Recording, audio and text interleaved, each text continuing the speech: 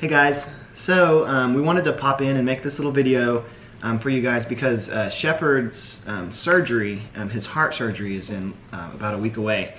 And our last video we posted about Shepard was in February of 2018, which he was about 18 months old then. Now he's 3.5, so a lot has happened since then. So we wanted to kind of just update you guys real fast on his progress from the past 1.5 years, and then also tell you a little bit about his upcoming surgery.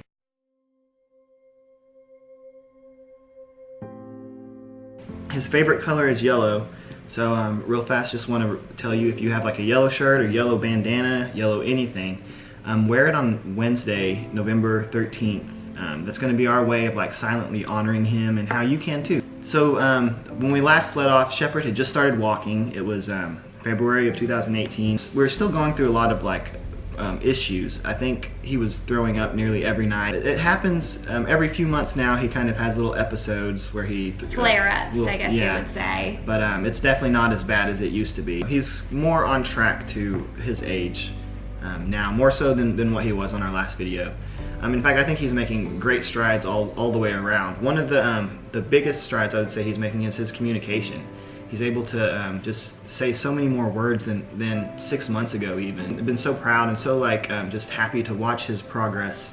He goes to speech therapy twice a week, every Tuesday and Thursday, and it's just been such a blessing to have that for him. I think that it's been so helpful for him. I don't know where he would be if we didn't have those speech therapy lessons as well. So if you don't know, Shepard has a condition called DiGeorge syndrome, or 22q, and we have a whole video all about like getting the diagnosis and what it was like up until that point. And so we haven't done like any type of refresher since then.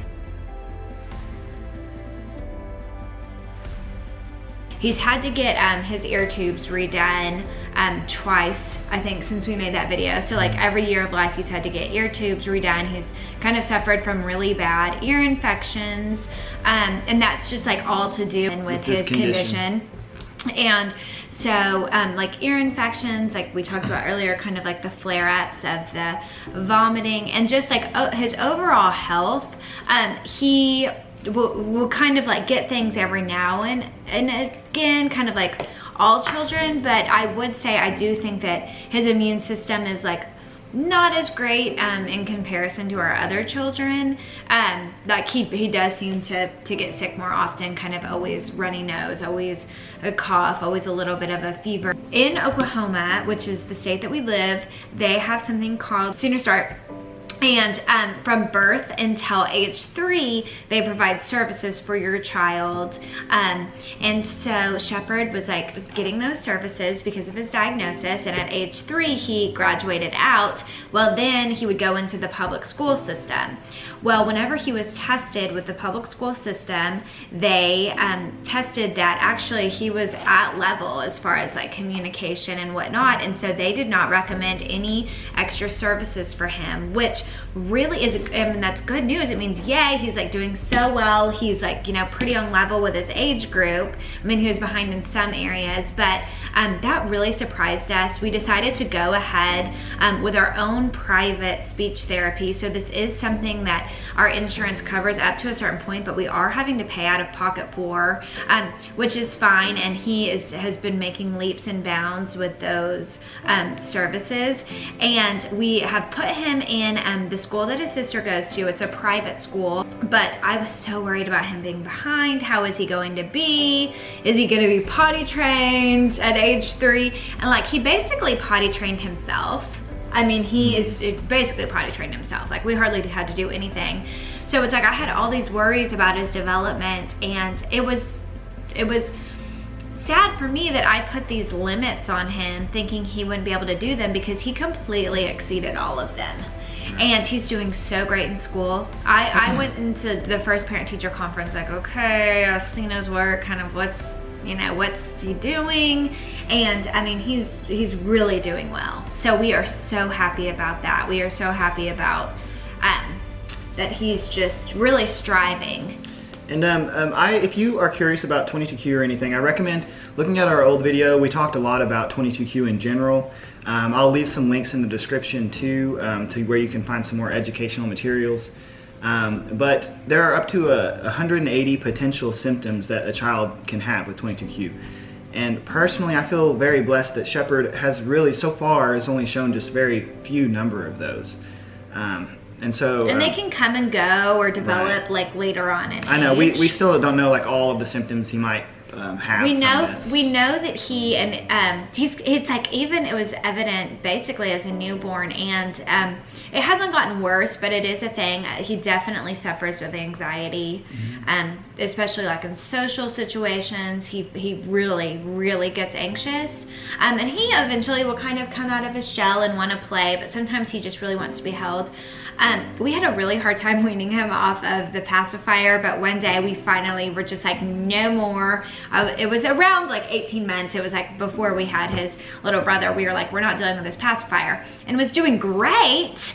And then he got obsessed with that show Boss Baby, and like, I don't know if somebody sucks their thumb on it or if Shepard just naturally found it, but he has become a full-blown thumb sucker. Yeah. Like, we cannot even, I don't even know how to begin to break the habit. So if you have tips or suggestions on how to break the thumb sucking cycle, but it's very much like how he copes and how he deals with the anxiety that he has. And in terms of his condition, that is kind of where he's at right now. He's actually, I mean, he's doing great. I couldn't ask for a better outcome for Shepard at this point. As you probably know if you saw the first video, he did have his first heart surgery when he was 16 days old, and we talk all about it.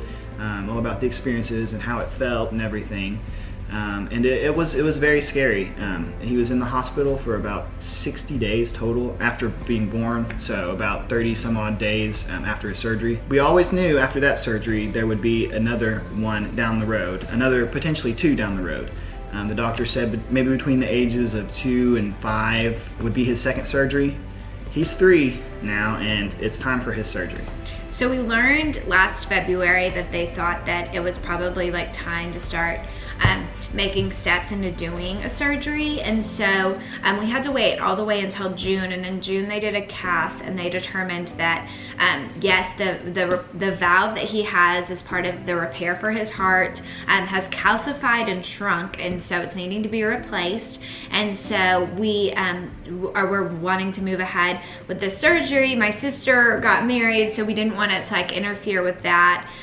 So we scheduled it for October. We thought that it would be like a good time. School will have started things. Hopefully we'll have settled down. And he was doing like really well, was staying really healthy.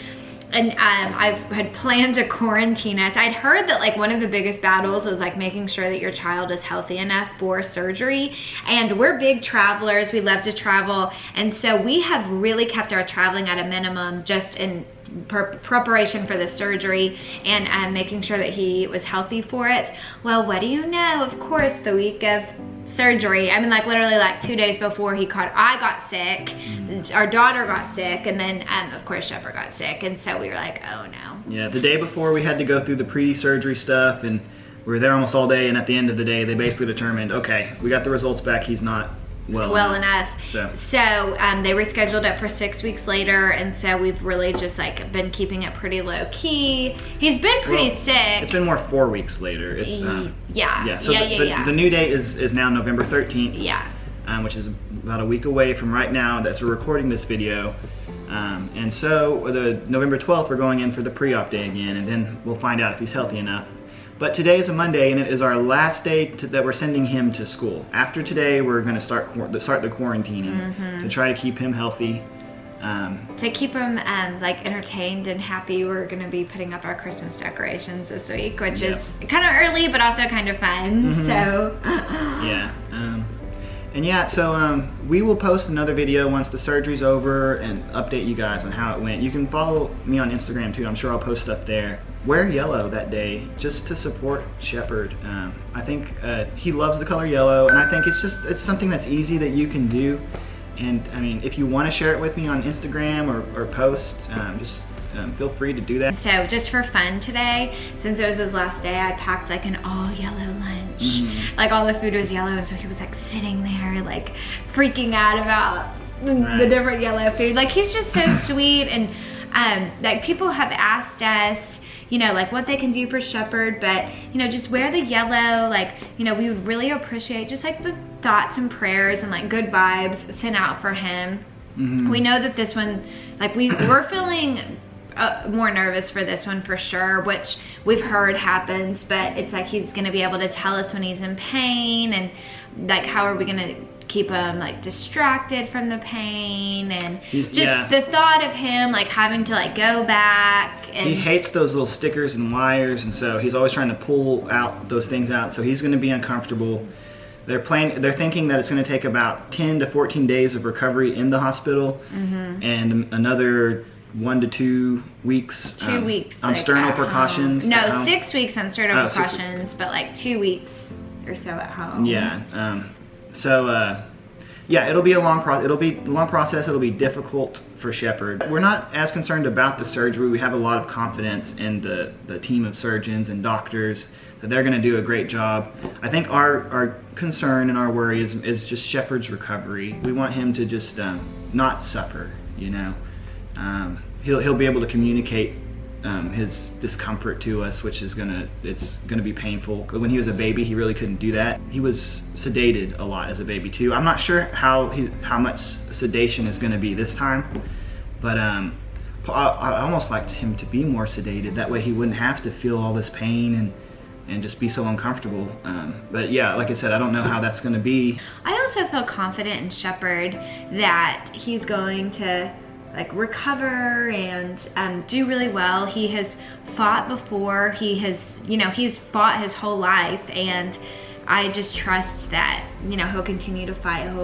He'll do well, and he'll be back to himself sooner rather than later. So we know it's a long battle. You know, this is what we've been preparing ourselves for since we got the diagnosis, you know, almost 3 years ago. I think it was like November 2016 that we found out about the 22q. So thankful for Shepard. He is such an awesome kid. He is one of the sweetest kids I've ever met, and he has so much love in his heart. He's just such a fantastic little boy, and I'm so happy to be his father. So sweet, and well, he appears so sweet, but then once you really get to know him, he like starts unfolding how ornery he truly is. Super ornery, but I mean, we love that about him though. Yeah. We encourage any prayers and support and just good vibes you can send our way, because like I said, we're nervous.